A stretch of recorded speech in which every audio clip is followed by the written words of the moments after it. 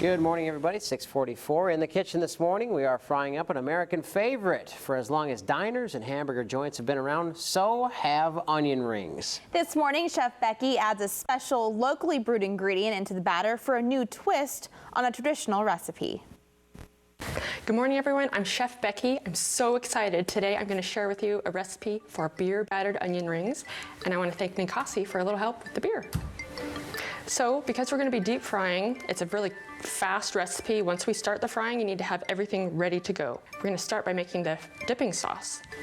It's really quick and easy. I have half a cup of ketchup and a quarter cup of ranch dressing. This is a lot like French fry sauce. So you're going to give that a quick mix and then set it aside.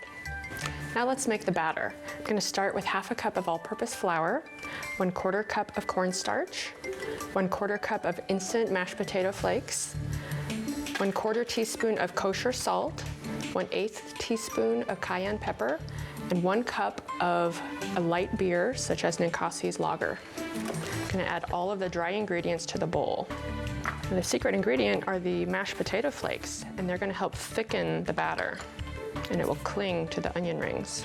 So I'm going to use 1 cup of this beer. If you would like to omit the beer, you may substitute 1 cup of cold club soda.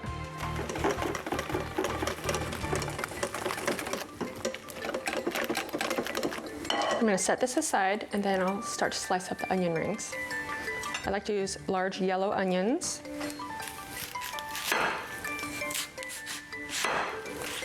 Peel off the papery skin. And for this recipe, I like to use 1/2-inch thick slices, rings.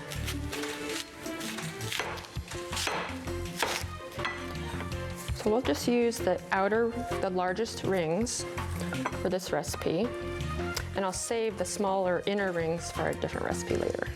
So here I have 4 cups of canola oil, preheating to 375 degrees. I recommend turning your hood on for deep frying because the odor permeates your home. So here's what we're gonna do. We're gonna take about 4 onion rings at a time and put them in the batter. So you can see it's nice and thick now because of the potato starch we added. Now, I'm going to take them and put them in Japanese panko breadcrumbs. You can find them in any grocery store. And then the last step is we're going to put them in the hot oil for a little swim.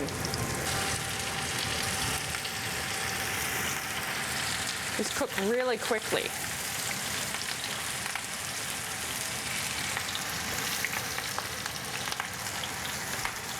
So you can see these are nice and golden and ready to come out. And I like to have a cookie sheet lined with paper towels ready to receive the onion rings out of the hot oil.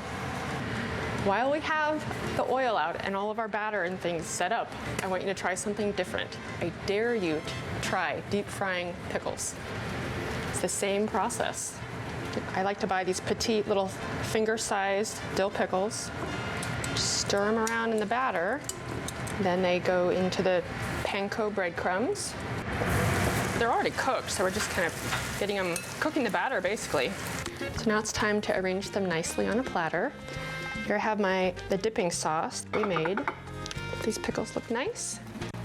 So today we splurged a bit. We deep fried food at home. We made beer battered onion rings and deep fried dill pickles.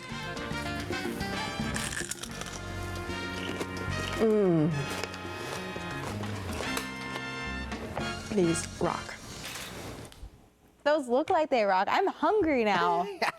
I'm trying not to look at the tail end of the product because I Right? don't want to get salivating too much know. here. Have you had a fried pickle before? Yes, I have. Yeah, they're really good. Very enjoyable. Yeah. And this you're a hamburger guy, so I'm sure you love your onion rings on the side I sometimes. like them. Yeah, they're that, and if you make them at home, they'd be a big hit at parties. There you go.